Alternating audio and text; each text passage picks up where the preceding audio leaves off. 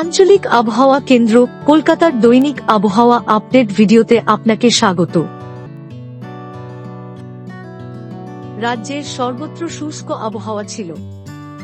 দক্ষিণবঙ্গের সর্বনিম্ন তাপমাত্রা শ্রীনিকেতনে 12.6 ডিগ্রি সেলসিয়াস রেকর্ড হয়েছে।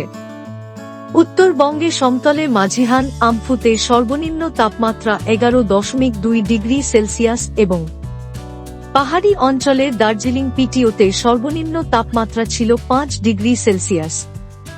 কলকাতা আলিপুর এ ন্যূনতম তাপমাত্রা ছিল 17.7 ডিগ্রি সেলসিয়াস।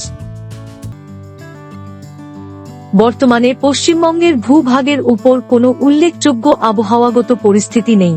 দক্ষিণ পশ্চিম বঙ্গোপসাগর এবং সংলগ্ন উত্তর তামিলনাড়ু, পুদুচেরি উপকূলের উপর অবস্থানরত ঘূর্ণিঝড় ডিটওয়াইয়ের অবশিষ্টাংশ ধীরে ধীরে দক্ষিণ পশ্চিম দিকে সরে গিয়ে উত্তর তামিলনাড়ু, পুদুচেরি উপকূল ও পার্শ্ববর্তী অঞ্চলের উপর একটি সুস্পষ্ট নিম্নচাপ এলাকায় আরও দুর্বল হয়েছে এবং আজ 3 ডিসেম্বর 2025 তারিখের সকালে একই অঞ্চলের উপর অবস্থিত ছিল।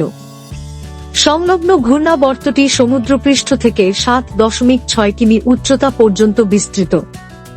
এটি আগামী 24 ঘন্টার মধ্যে ধীরে ধীরে উত্তর তামিলনাড়ু ও পুদুচেরির উত্তর উপকূল বরাবর দক্ষিণ পশ্চিম দিকে অগ্রসর হয়ে আরও দুর্বল হয়ে নিম্নচাপ এলাকায় পরিণত হওয়ার খুবই সম্ভাবনা রয়েছে। আগামী এক সপ্তাহে রাজ্যের কোথাও আবহাওয়ার সতর্কতা নেই। প্রধানত শুষ্ক আবহাওয়া থাকবে। উত্তরবঙ্গের ক্ষেত্রে আগামী 5 দিনে তাপমাত্রায় উল্লেখযোগ্য পরিবর্তনের সম্ভাবনা নেই। দক্ষিণবঙ্গের ক্ষেত্রে আগামী 2 দিনে তাপমাত্রা ক্রমশ 2 থেকে 3 ডিগ্রি সেলসিয়াস হ্রাস পাবে। এর পরবর্তী 3 দিনে তাপমাত্রায় উল্লেখযোগ্য পরিবর্তনের সম্ভাবনা নেই। আগামী 24 ঘন্টায় পশ্চিমবঙ্গের জেলাগুলিতে সকালবেলায় হালকা থেকে মাঝারি কুয়াশার সম্ভাবনা রয়েছে, যার জন্য দৃশ্যমানতা 999 থেকে 200 মিটার পর্যন্ত হ্রাস পেতে পারে। আবহাওয়া সম্পর্কিত আরও আপডেটের জন্য আমাদের অফিসিয়াল ওয়েবসাইটটি অনুসরণ করুন।